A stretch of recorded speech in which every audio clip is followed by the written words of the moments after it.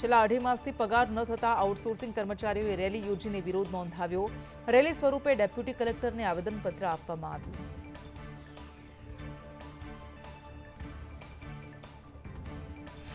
પશ્ચિમ કચ્છના વાતાવરણમાં પલટો. નખત્રાણા પાવરપટ્ટી વિસ્તારમાં ઝાપટા પડ્યા. વરસાદને લઈને વાતાવરણમાં ઠંડક.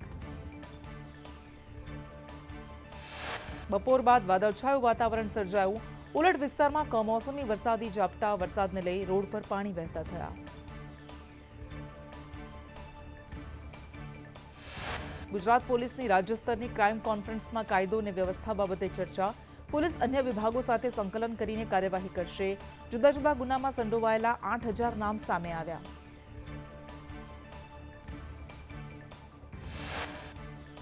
રોડ ઢોળ ટ્રાફિક મુદ્દે હાઈકોર્ટમાં પિટિશન. સુનાવણી દરમિયાન હાઈકોર્ટે સરકારને આદેશ કર્યો. 6 મહિનામાં દબાણો હટાવવા હાઈકોર્ટનો સરકારને નિર્દેશ. કહ્યું, જાહેર માર્ગો પર દબાણ હટાવવા કડક કાર્યવાહી કરો.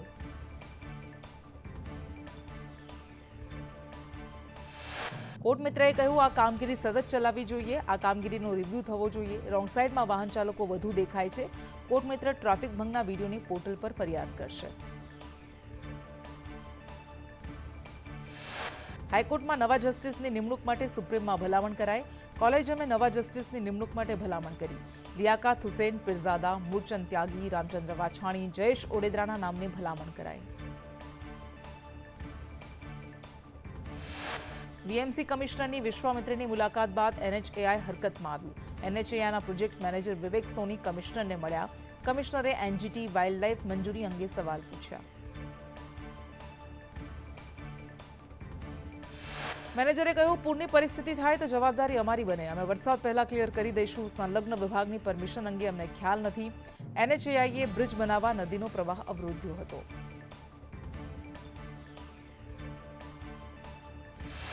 ભરૂચમાં કલેક્ટરને આવેદનપત્ર પાઠવી યુસીસી અને વક્ફ બોર્ડનો વિરોધ નોંધાવ્યો. 18% લઘુમતી સમુદાય યુસીસીથી અસરગ્રસ્ત થશે. સરકારે મુસ્લિમ સમાજ પર કાળો કાયદો ઠોકી બેસાડ્યો. મોટી સંખ્યામાં મુસ્લિમોએ એકઠા થઈને વિરોધ નોંધાવ્યો.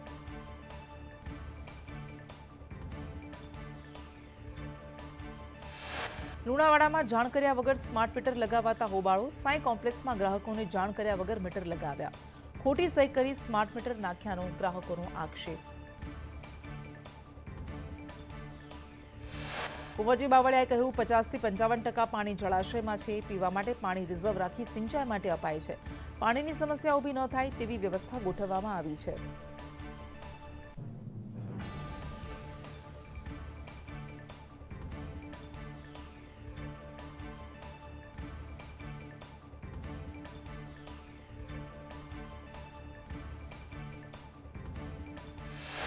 ખેરાલુ કોંગ્રેસ કાર્યાલયમાં પ્રમુખના અધ્યક્ષ સ્થાને બેઠક. બેઠકમાં મોંઘવારી અને બેરોજગારીને લઈને ચર્ચા. સંગઠનને મજબૂત બનાવવા માટે બેઠકમાં ચર્ચા કરાઈ.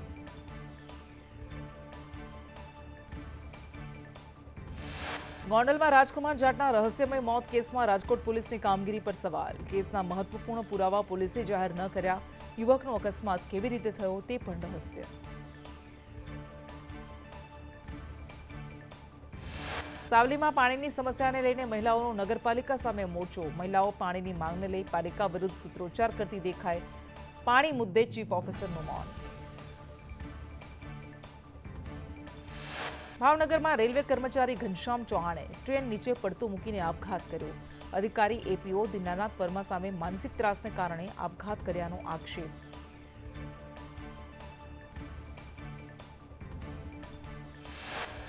ભાવનગરમાં સંત શ્રી નગાલાખા બાપાની પુનઃ પ્રાણ પ્રતિષ્ઠા મહોત્સવમાં હુડારાસનો વર્લ્ડ રેકોર્ડ. બાવળિયાળી ઠાકરધામમાં 75,000 બહેનોએ કર્યો હુડારાસ. સીએમની ઉપસ્થિતિમાં 2 લાખથી વધુ લોકોનો યોજાયો મહારાસ. વડોદરામાં ડભોઈ કોર્ટના આદેશથી નર્મદા નિગમની કચેરી સીલ. ખેડૂતોને નાણાં ન ચૂકવતા મિલકત જપ્તીનો આદેશ.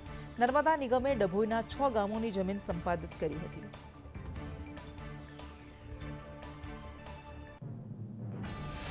સાંસદ જ્ઞાનીબેન ઠાકોરે ખેડૂતો માટે કૃષિમંત્રી રાઘવજી પટેલને પત્ર લખ્યો. બનાસકાંઠામાં ખેડૂતો માટે બટાટા માટે કોલ્ડ સ્ટોરેજની વ્યવસ્થા કરવાની માંગ કરી. આરોગ્ય કર્મીઓની હડતાળ અંગે મંત્રી ઋષિકેશ પટેલે કહ્યું કે કર્મચારીઓની હડતાળ ગેરવ્યાજબી છે. હડતાળ નહીં સમેટાય તો સરકાર પગલાં લેશે. હડતાળ કરીને તંત્રને બાનમાં લેવું યોગ્ય નથી.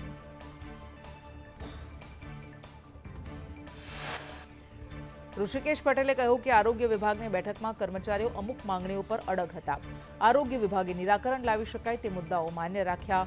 આરોગ્ય ઇમરજન્સી સેવાઓ છે, જેથી જ એસ્મા લગાવી.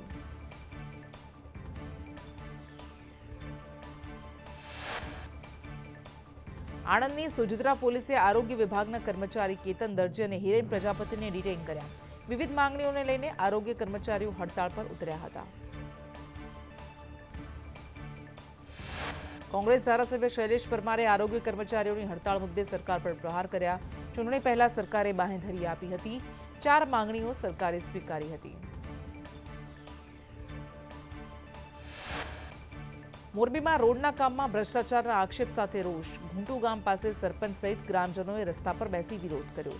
રજૂઆત બાદ પણ કાર્યવાહી ન થતા લોકોમાં આક્રોશ. અમદાવાદમાં ભર ઉનાળે ભૂવો પડ્યો. ગુલાબ ટાવર વિસ્તારમાં મુખ્ય માર્ગ પર ભૂવો. ભૂવાની આસપાસ બેરિકેડિંગ મૂકીને તંત્રએ સંતોષ માન્યો.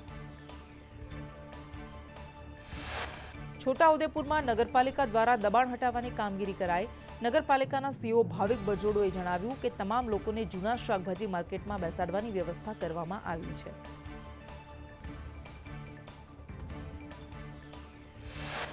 યુસીસી અંગે સૂચનો મોકલવાની સમયમર્યાદા લંબાવવામાં આવી. 15 એપ્રિલ 2025 સુધી સૂચનો મોકલી શકાશે.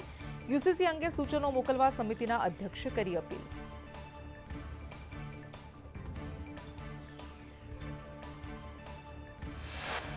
અમદાવાદમાં ભાજપના પૂર્વ એમએલએ ભૂષણ ભટ્ટે શહેર કોટ વિસ્તારમાં અશાંત ધારાના અમલ માટે સીએમને પત્ર લખ્યો. દસ્તાવેજની તપાસ કરી કાર્યવાહી કરવાની માંગ કરી હતી.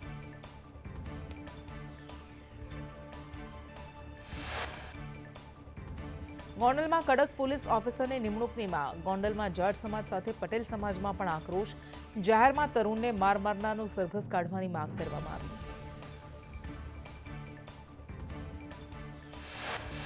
અરવલ્લી મેઘરજના નવા ગામે 5 ખેડૂતોનો ઘઉંનો પાક બળીને ખાક. 20 તણખલા પડતા પાક બળીને ખાક થયો.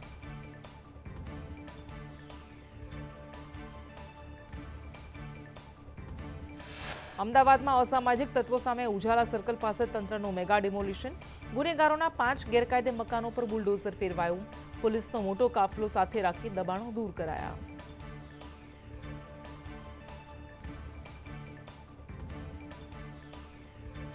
પાટણમાં અસામાજિક તત્વોની પોલીસે યાદી તૈયાર કરી. 550 ગુનામાં સંડોવાયેલ 163 અસામાજિક તત્વોની યાદી તૈયાર. દારૂ, જુગાર, લેન્ડ ગ્રેબિંગ સહિતના ગુનામાં સંડોવણી. 7 વિરુદ્ધ પાસાની દરખાસ્ત.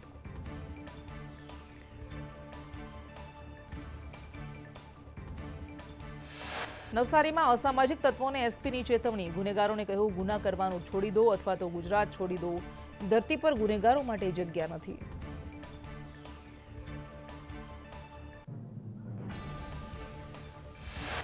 દ્વારકાની નરસંગ ટેકરીમાં પીઆઈ સહિત પોલીસે પીજીબીસીએલ સાથે મેગા ડ્રાઈવ યોજી. અસામાજિક તત્વોના ઘરે વીજ મીટરો દૂર કરાયા.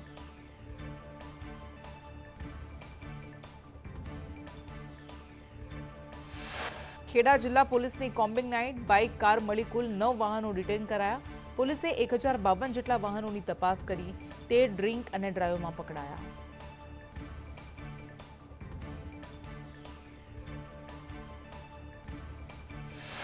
કચ્છના રાપરમાં બુટલેગર પૂના ભરવાડને પાસા હેઠળ જેલ મોકલાયો.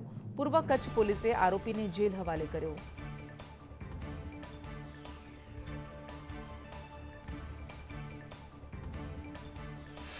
ડીજીપીના આદેશ બાદ ડાંગ પોલીસે અસામાજિક તત્વોની યાદી તૈયાર કરી. 8 થી 9 ગુનેગારો વિરુદ્ધ શિક્ષાત્મક પગલાં લેવાશે. ડીવાયએસપીએ કહ્યું, પાસા તડીપારની કાર્યવાહી હાથ ધરાશે.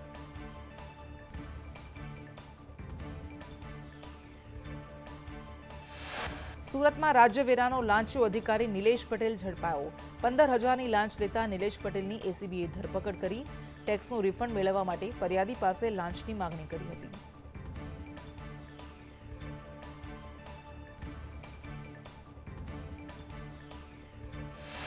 ગાંધીનગર મગોડી ગ્રામ પંચાયતમાં એસીબીની રેડ. પંચાયતનો વીસી ₹200ની લાંચ લેતા રંગે હાથે ઝડપાયો. અમદાવાદ એસીબીની કાર્યવાહી.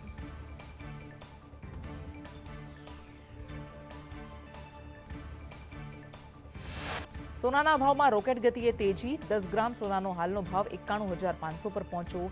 2 મહિનામાં સોનાના ભાવમાં 8,000નો વધારો.